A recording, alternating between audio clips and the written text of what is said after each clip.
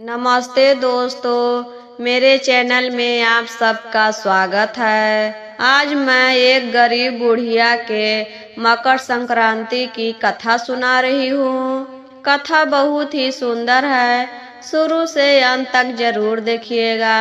अच्छा लगेगा तो लाइक करिएगा, शेयर करिएगा और चैनल पर पहली बार देख रहे हैं तो चैनल को सब्सक्राइब करिएगा। एक गांव में एक बूढ़ी ग्वालिन रहती थी। वह बूढ़ी औरत के पास कोई नहीं था। जवानी में ही पति गुजर गए थे और एक भी औलाद नहीं था। वो बुढ़िया बेचारी अपना पेट पालने के लिए 2 गाय रखती थी। वही 2 गाय से दूध निकालती थी, बेचती थी। दूध से दही जमाती थी, घी निकालती थी। वही सब बेचकर अपना गुजारा करती थी। मकर संक्रांत आ गया था गुरु बहना। एक दिन पहले आसपास के बूढ़ी 3-4 बूढ़ी माँ इकट्ठा होकर ग्वालिन के घर जाते हैं और कहते हैं, बहन कल मकर संक्रांति है, चलेगी गंगा नहाने। हम सब जा रहे हैं गंगा स्नान करने, क्या तुम मेरे साथ चलोगी? ग्वालिन बूढ़ी माई कहती है, नहीं बहन, हम नहीं जा पाएंगे। हम कैसे जाएंगे उतना दूर, और मेरे पास इतना पैसा नहीं है कि हम गंगा स्नान करने जाए। घर पर रहेंगे तो गली गली घूमकर दूध दही बेचेंगे। मकर संक्रांति के दिन दूध दही सब खरीदते हैं। चले जाएंगे तो मेरा दूध दही का क्या होगा, और नहीं बेचेंगे तो खाएंगे कहाँ से? सब बूढ़ी माई कहने लगते हैं, चलो न बहन, गंगा स्नान में तो तुम्हारा दूध दही और बिकेगा। तुम अपने साथ दूध दही लेकर चलना, और तुम्हारे घर में चूड़ा होगा तो चूड़ा ले लेना, घी ले लेना, क्योंकि वहाँ सब स्नान कर कर के पूजा पाठ करते हैं तो तुम्हारा घी बिक जाएगा। हवन करने के लिए घी खरीद लेंगे सब, और उसके बाद दही चूड़ा खाते हैं तो तुम्हारा दही दूध चूड़ा सब बिक जाएगा। और बाजार में तो और ज्यादा महंगा दाम पर सब बिकता है तो तुम्हारा और ज्यादा मुनाफा होएगा। तो बुढ़िया माई के यह बात अच्छी लगी गुरु बहना। तब वह गंगा स्नान करने के लिए मान जाते हैं और कहते हैं, ठीक है बहन, कल हम तुम सब लोग के साथ चलेंगे। सुबह सुबह ग्वालिन बुढ़िया माई 3 बजे उठती है, अपने गैया को खिला पिलाकर दूध निकालती है और एक झोला में सब सामान इकट्ठा कर लेती है। बोतल में दूध दही डाल लेती है, घी ले लेती है, चूड़ा ले लेती है और सब के साथ जाने लगती है।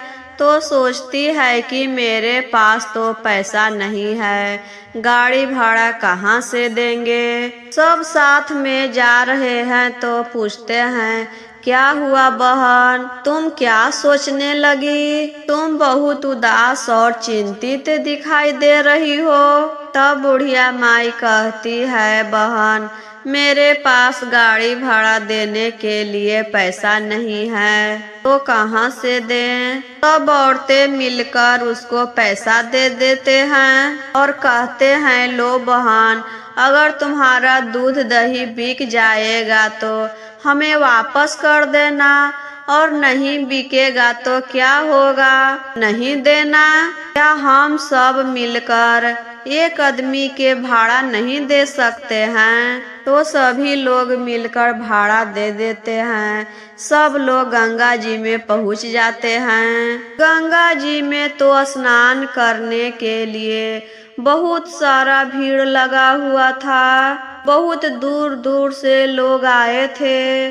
पहले बुढ़िया माई स्नान करती है, सूर्य भगवान के जल अर्पित करती है, उसके बाद दही चूड़ा खाती है और एक चादर बिछाकर उस पर चूड़ा रख देती है, दूध दही सरिया देती है, अपना एक छोटा दुकान लगा लेती है। सभी लोग वहाँ नहा नहाकर उसी के पास से दूध दही चूड़ा खरीद रहे थे खाने के लिए।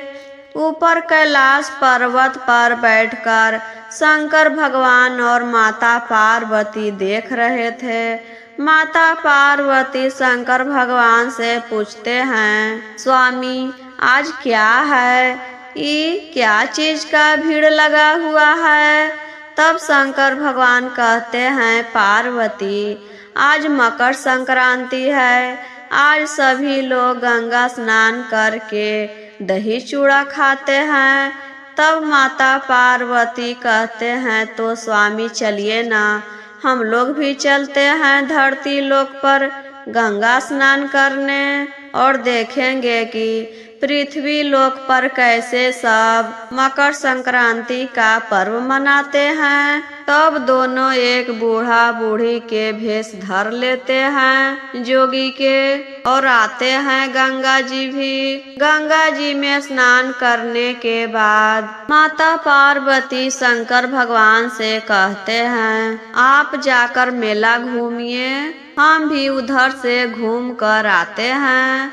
तभी माता पार्वती देखते हैं कि दही दूध चूड़ा खरीदने के लिए भीड़ लगा हुआ है। तब माता पार्वती कहते हैं, अम्मा हमें भी दही चूड़ा खिलाइए, बहुत जोर से भूख लगा हुआ है। तब बुढ़िया माई केले के पत्ते पर दही दूध चूड़ा मीठा देती है खाने के लिए।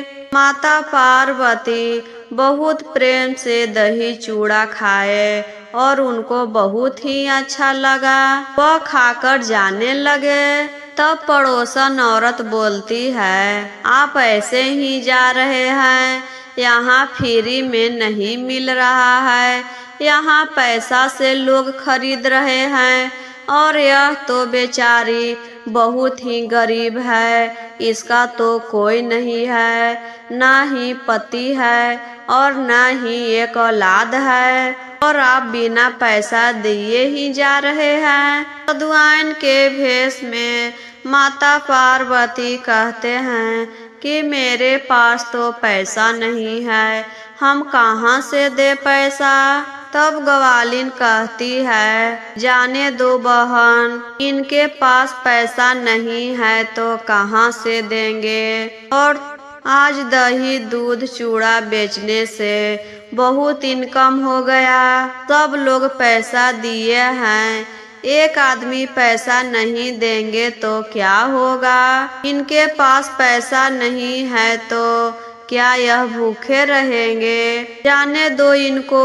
माता पार्वती कहते हैं, तुम्हारी यह बात सुनकर मैं बहुत खुश हो गई, मेरे पास तो देने के लिए पैसा नहीं है, लेकिन तुम कुछ और मांग सकती हो। तब ग्वालिन कहती है, नहीं हमें कुछ नहीं चाहिए और देना ही चाहते हैं तो मेरे तो पति जवानी में ही गुजर गए और एक भी बच्चा नहीं है, अब तो बुढ़ापा आ गया और हमको सेवा करने वाला कोई नहीं है, हम बुढ़ापा में कैसे कमाएंगे खाएंगे, इसलिए हमको अमीर होने का आशीर्वाद दे दीजिए ताकि हमको बुढ़ापा में कमाने न पड़े। इतना सुनकर माता पार्वती वहाँ से चले जाते हैं और ग्वालिन बुढ़िया घर आती है तो देखती है कि उसके झोपड़ी के जगह पर महल बन गया है। यह देखकर वह खुश हो जाती है और मन ही मन सोचने लगती है कि वह बूढ़ी औरत और कोई नहीं, कोई देवी दुर्गा ही थी। धीरे धीरे समय गुजरता गया गुरु बहना। 1 साल के बाद फिर गंगा स्नान के दिन आया, मकर संक्रांति के दिन। सभी लोग फिर गंगा स्नान करने जा रहे थे मकर संक्रांति के दिन। इस बार ग्वालिन बुढ़िया नहीं जाती है। उसको बहुत घमंड हो गया था धन पर। उसको लगता था कि अब हमसे बड़ा कोई है नहीं है। फिर माता पार्वती शंकर भगवान से पूछते हैं, स्वामी क्या चीज का भीड़ लगा हुआ है? तो शंकर भगवान कहते हैं, पार्वती हर साल हम लोग सकरात के दिन गए थे गंगा स्नान करने। आज भी सकरात है, सब लोग गंगा स्नान करने जा रहे हैं। तो माता पार्वती कहते हैं कि ठीक है, हम भी जा रहे हैं गंगा स्नान करने। तो उस बार माता पार्वती अकेले आते हैं धरती लोक पर। स्नान करने के बाद इधर उधर देखते हैं दूध चूड़ा दही खाने के लिए। तो इस बार तो ग्वालिन नहीं थी वहाँ पर। सब औरतों से पूछने के बाद एक औरत बोलती है, पिछले साल आप ही तो उसे धनवान होने का आशीर्वाद दिए थे, इसलिए वह बहुत अमीर हो गई है। उसके बाद वह बहुत घमंडी हो गई, किसी से बात भी नहीं करती है। पहले तो पूजा पाठ भी करती थी, लेकिन अब धन होने के कारण वह पूजा पाठ भी नहीं करती है, कहीं नहीं जाती है। तो माता पार्वती उसके घर चले आते हैं। घर पर आकर दरवाजा खटखटाते हैं तो दरवाजा खोलती है और कहती है, आप कौन हैं? क्यों दरवाजा खटखटा रहे हैं? तो माता पार्वती कहते हैं, हम दही चूड़ा खाने आए हैं।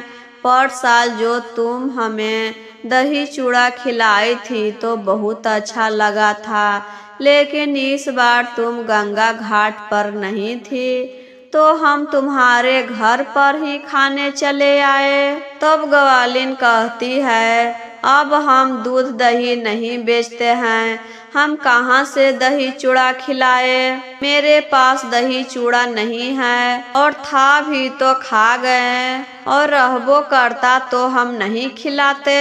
हम किसी को कुछ नहीं देते हैं, देंगे तो हमारे पास धन कम हो जाएगा। खूब बुरा भला सुनाती है माता पार्वती के और दरवाजा बंद कर देती है।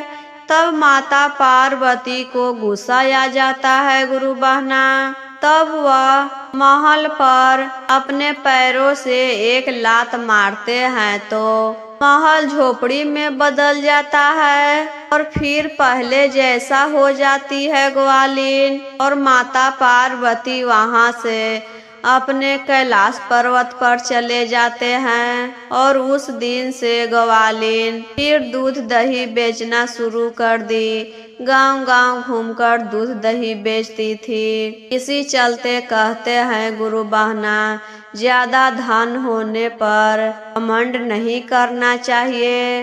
घमंड सबको नाश कर देता है। और दरवाजा पर आए हुए किसी भी व्यक्ति को खाली हाथ नहीं लौटाना चाहिए। जितना बने कुछ भी बने जरूर देना चाहिए।